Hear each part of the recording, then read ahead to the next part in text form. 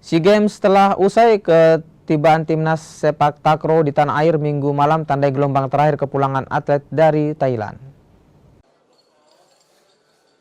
Usai sudah perjuangan patriot olahraga nasional pada SEA Games 2025, tim sepak takraw jadi salah satu kontingen terakhir yang tiba di tanah air.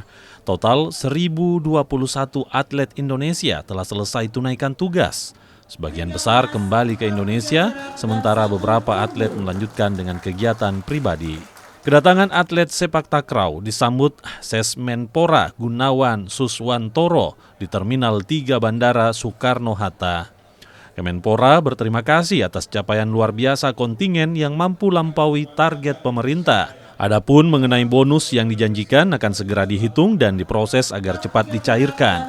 Sesmenpora mengingatkan agar prestasi apik ini tidak membuat atlet jumawa, sebab Asian Games 2026 dan Olimpiade 2028 sudah menanti. Kita berharap mereka jangan berhenti berlatih, tetap berlatih terus untuk melatih tekniknya, melatih fisiknya supaya nanti Asian Games bisa berhasil lagi.